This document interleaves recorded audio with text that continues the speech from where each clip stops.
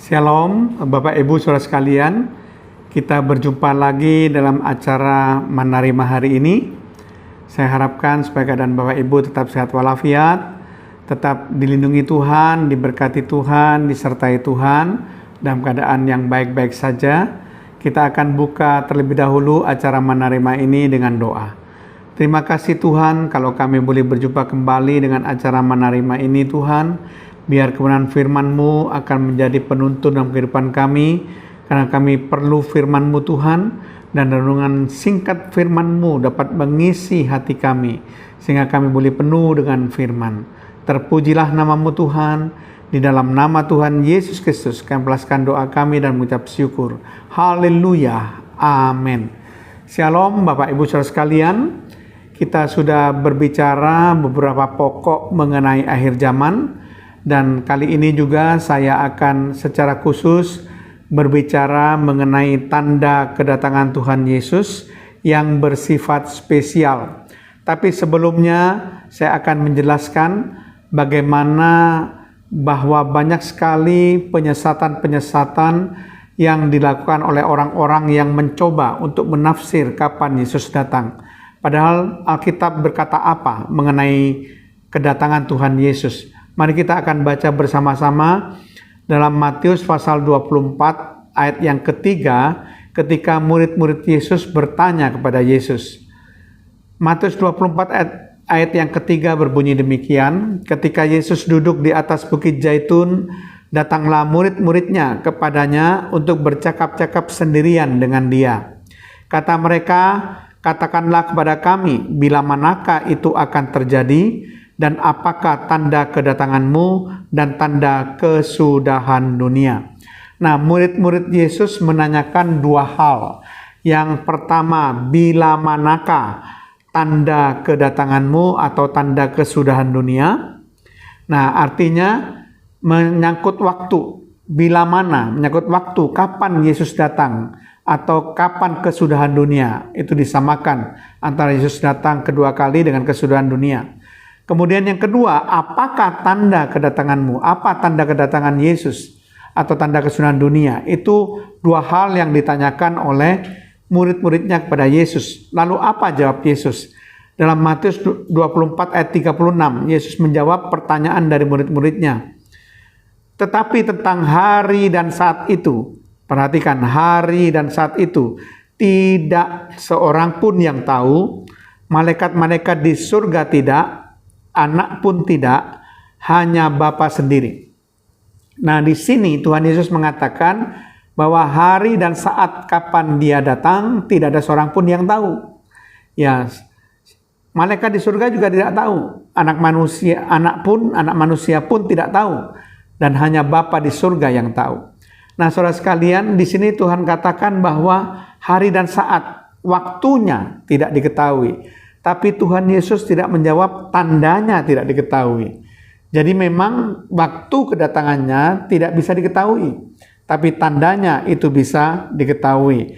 Bahkan di sini perlu saya jelaskan bahwa Yesus berbicara anak pun tidak mengetahui, itu berbicara secara manusia. Karena kita tahu bahwa Yesus mempunyai dua natur, yaitu Dia Allah sejati dan Dia manusia sejati.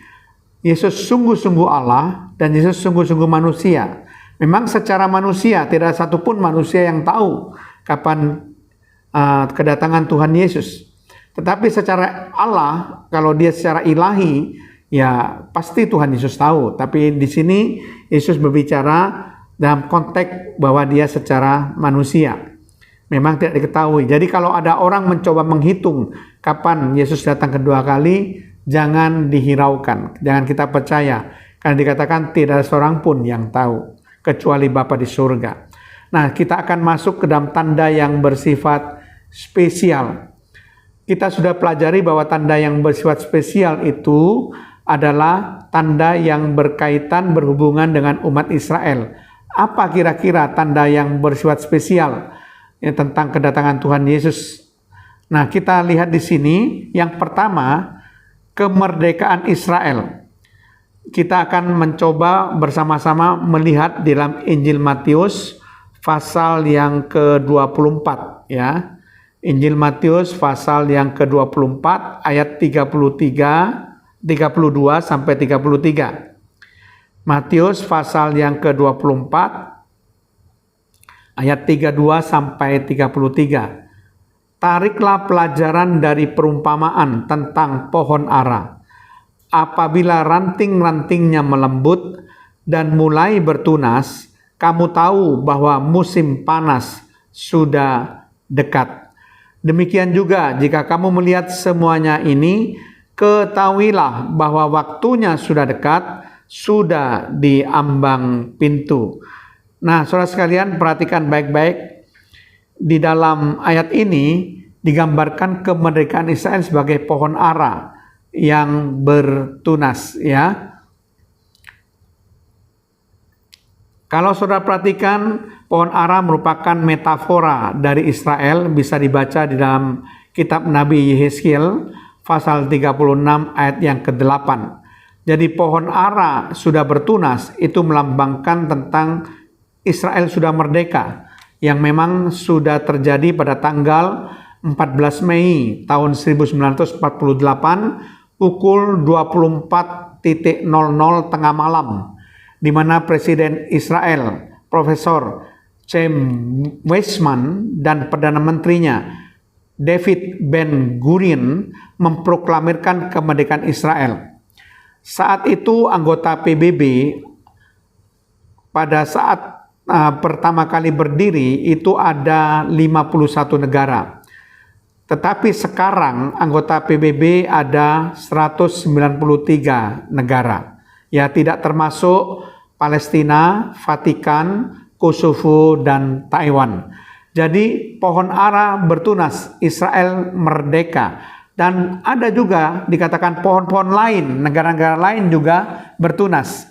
Yaitu dalam Lukas 21 ayat 29 sampai 31. Di situ dikatakan pohon lain yang juga merdeka. Selain pohon ara, bangsa Israel ada negara lain yang juga merdeka.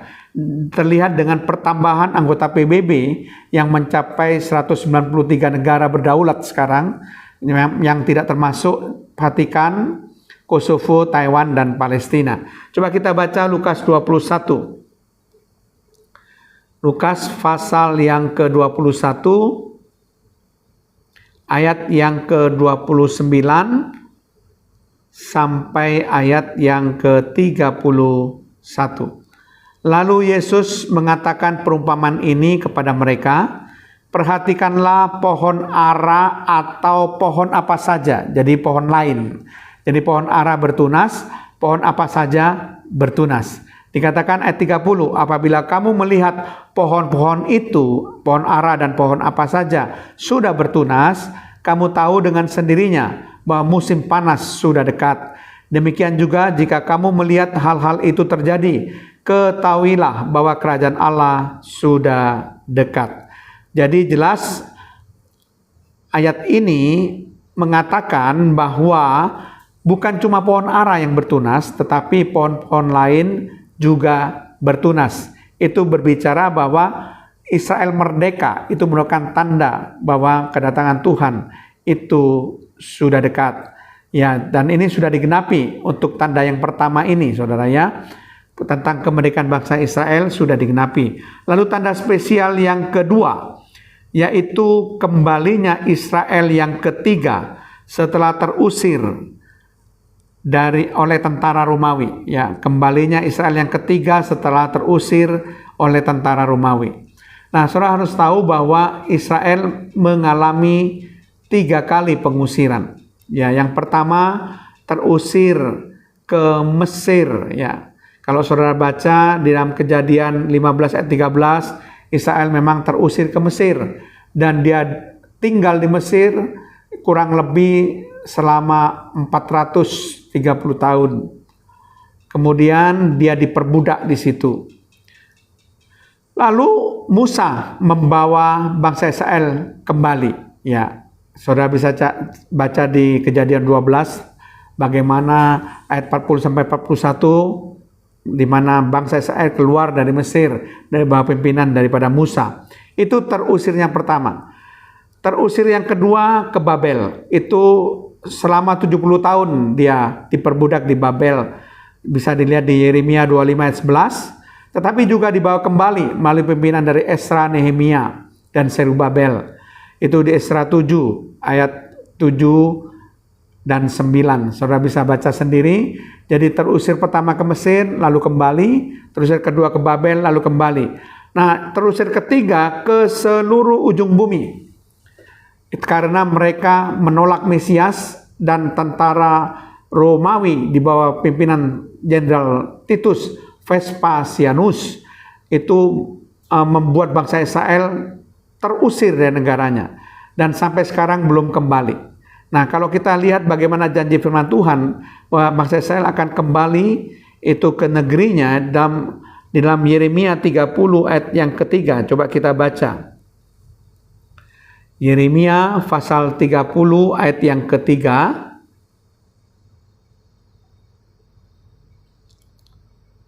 Dikatakan demikian ya. Yeremia pasal 30 ayat yang ketiga dikatakan demikian.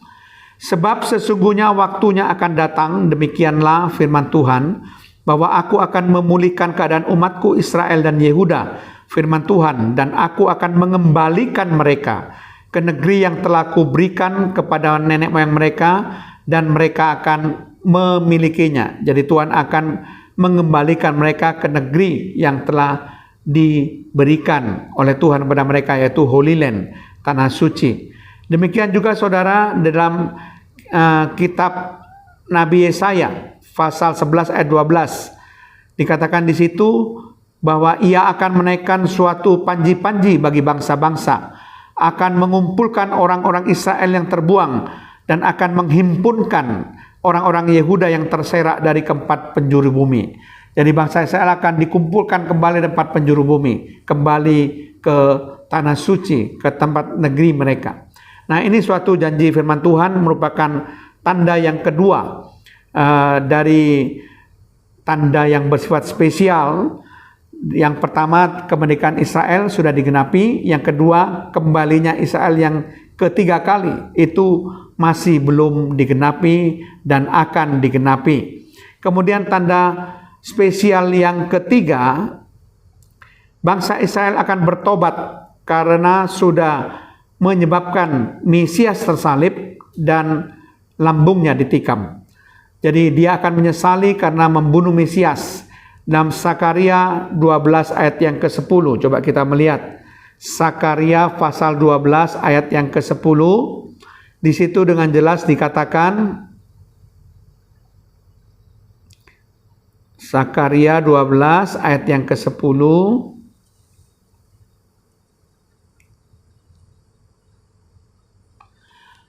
Aku akan mencurahkan roh pengasihan dan roh permohonan atas keluarga Daud dan atas penduduk Yerusalem, dan mereka akan memandang kepada Dia yang telah mereka tikam. Ini nubuatan tentang Yesus yang ditikam lambungnya di atas kayu salib oleh bangsa karena perbuatan bangsa Israel yang menginginkan Yesus disalib. Dan akan meratapi dia seperti orang meratapi anak tunggal, dan akan menangisi dia dengan pedih seperti orang menangisi anak sulung.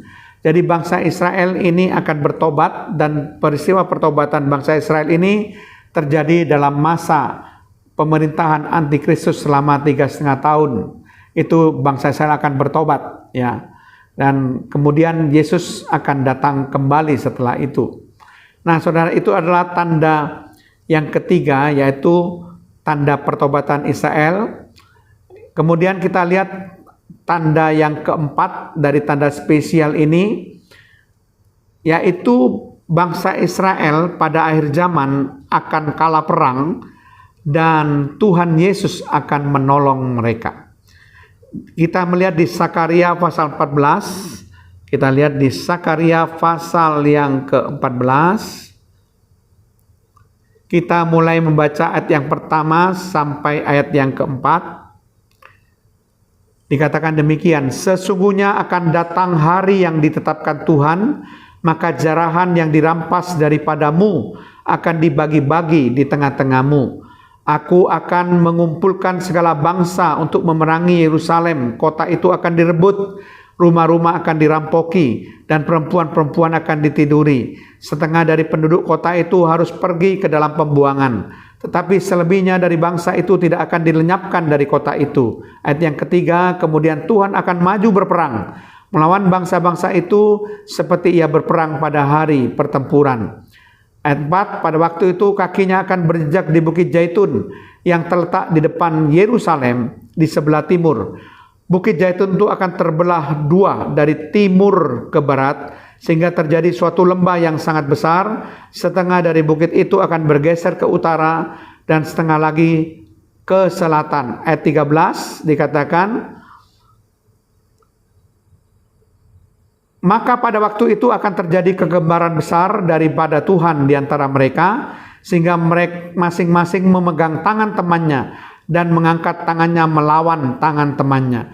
Jadi pada waktu itu bangsa Israel akan kalah dalam berperang, lalu Tuhan Yesus datang menjejakkan kakinya di Bukit Zaitun dan menolong bangsa Israel. Tuhan Yesus membuat suatu gempa bumi sehingga terjadi belahan dari utara ke selatan, suatu lembah yang sangat besar, dan musuh-musuhnya akan masuk ke dalam jurang itu dan akan terjepit oleh karena gempa bumi yang menyebabkan pergeseran tanah, menyebabkan Bukit Zaitun akan terbelah dua dari timur ke barat, sehingga terjadi suatu lembah yang sangat besar. Setengah bukit akan bergeser ke utara dan setengah lagi bergeser ke selatan. Selain itu, Tuhan Yesus membuat bangsa-bangsa musuh dari Israel itu berperang sendiri, saling berbunuh sendiri. Dalam ayat 13 mereka berbunuh-bunuhan sendiri. Ya, Tuhan Yesus mampu berbuat apa saja, saudara. Nah, ini adalah suatu tanda di mana merupakan tanda spesial yang berkaitan dengan umat Israel. Nah, saudara sekalian, ingat tanda spesial itu ada 4 tanda, yaitu yang pertama kita sudah melihat tentang pohon ara sudah bertunas, yaitu tentang kemerdekaan Israel yang sudah digenapi pada tanggal 14 Mei 48. Yang kedua, kembalinya Israel yang ketiga setelah terusir oleh tentara Romawi, itu belum tergenapi, ya. Kemudian yang ketiga, bangsa Israel bertobat karena sudah membuat Mesias tersalib dan lambungnya tertikam. Itu belum digenapi juga, akan terjadi pada masa pemerintahan Antikristus. Dan yang keempat, bangsa Israel akan kalah perang pada akhir zaman, dan Tuhan Yesus datang menjejakkan kakinya di Bukit Zaitun, menolong bangsa Israel mengalahkan musuh-musuhnya. Ya, Bapak Ibu sekalian, itulah tanda yang bersifat spesial, dan kita tinggal menantikan penggenapannya. Amin. Terima kasih Tuhan, hamba-Mu sudah menyampaikan kebenaran firman-Mu, biar ini semuanya sungguh-sungguh bisa membawa seluruh jemaat untuk bersiap-siap menantikan kedatangan Tuhan Yesus yang kedua kali. Dalam nama Tuhan Yesus Kristus, haleluya, amin.